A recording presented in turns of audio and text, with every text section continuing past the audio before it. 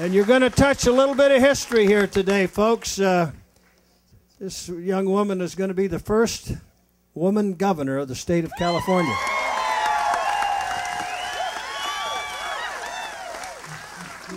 And I have no question that she's going to be a very effective, superb governor. So I have worked for some great companies. The Walt Disney Company, Hasbro, where I ran the preschool division. And the moms in the audience will know I ran brands like Barney, Arthur, Teletubbies, my personal favorite, Mr. Potato Head. But no company changed my way of thinking quite like eBay. And I joined eBay when it was a tiny little startup, 30 individuals and $4.7 million in revenue.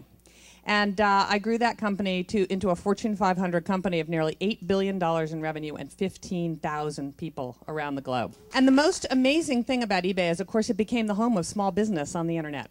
Today, over 1 million people make most, if not all, of their living selling on eBay. Everything from jewelry and gemstones to farm equipment to cars, car parts, you name it. It became the home of small business. And you know why that's important? Because if we're going to be led out of this recession in California, you know who's going to lead us out? Small business. 99.8% of all businesses in California are small businesses, and 80% of people work for a small business. So if I can do one thing as governor, it's going to make it easier for small businesses to grow and thrive in California. We have a 12.6% unemployment rate in California, and I know it's much higher here in Shasta County. And that means 2.3 million Californians don't have a job. That's more population than 15 states. We have an infrastructure that was built for a population half our size. Whether it's the water conveyance system or the freeway system, we face tremendous challenges. We have a kindergarten through 12th grade education system that now performs near the bottom of the barrel. In the 1950s, we had among the very best public school systems, and today, near the very bottom. I don't know if you saw the most recent national test scores. Our 4th graders and 8th graders take reading and math tests that you can compare to students across the country. Our 8th grade readers performed better than only one other state in the whole country, and that was Mississippi. So we've got a budget deficit now that is a gaping hole in the budget of $20 billion. And that is after $12.5 billion of tax increases and $12.5 billion of spending cuts. So the question is, can California be fixed? I think it can be. I know it can be. But I think Einstein had it right when he said the definition of insanity is doing the same thing over and over again and hoping for different results. We got to have a different approach and a different leadership style. And my approach is based in focus. I am a big believer in focus. Let's do 3 things really, really well in California and prove to the citizens of California that we can get California back on track, and then we can take up other things. And my 3 priorities are really simple, and I think you will completely relate to them. First is jobs. If we do not put California back to work, there is no way out of this mess. And we will do that by cutting taxes, by streamlining regulation. Gosh, isn't regulation just strangling each and every one of your businesses? I mean, I saw this as the CEO of eBay. We wanted to build a new building for our PayPal subsidiary. 2.5 years later, 25 permits, 3 consulting firms, before we could even begin to break ground on this new building.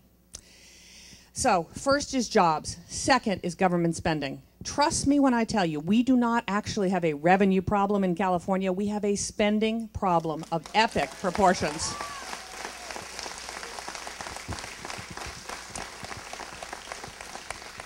And this is going to be where it comes in very handy to have a business person at the helm because I know how to do more with less. I know how to look at things and say, you know what? How do we do this faster, better, cheaper?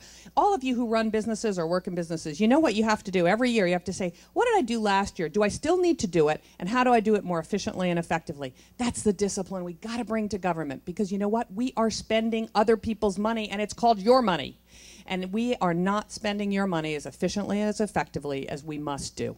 And I'll just give you one example that, you know, and we could spend the next hour on this. It outrages me, I have to tell you.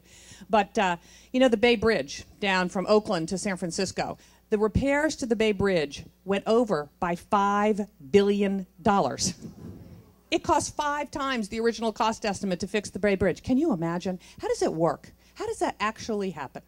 The Department of Education has 150 staffers, a cost of $10 million a year. Those 150 staffers work on programs that the Department of Education no longer administers.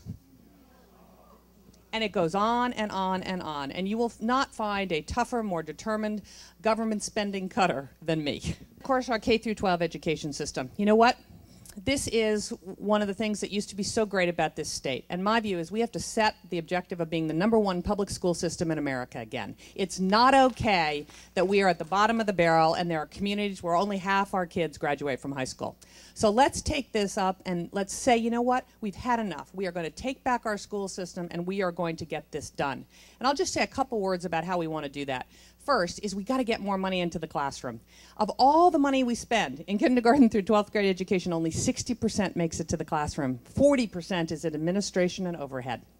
We got to empower the local school districts. Time has long gone by that Sacramento can micromanage your school districts here. We got to allocate the money on a per child or a per classroom basis and let you guys figure it out. And then lastly, you know what? We have to find the very best teachers. The gems of our education system are the teachers. I bet we have teachers in the audience today. You guys do incredible work for the hope of the future of California.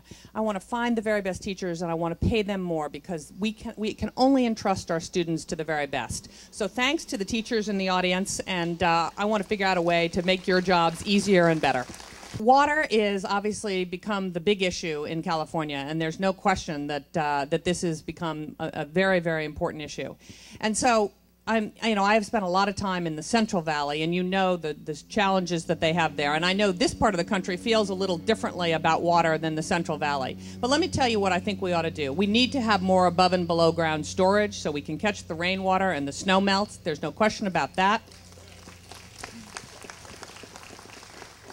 My view is we actually do have to have an alternative water conveyance system. I bet many of you don't agree with that, but the truth is we got to think like Californians, and we have to support the Central Valley and part of the southern part of the state. And then everyone's got to do a better job on conservation. You know, Sacramento just got water meters, so it would be a good idea if everyone knew how much water they were using. And then once we do that, obviously we want to make sure that the Delta farmers have enough water for their crops as well. So that's what I think about water.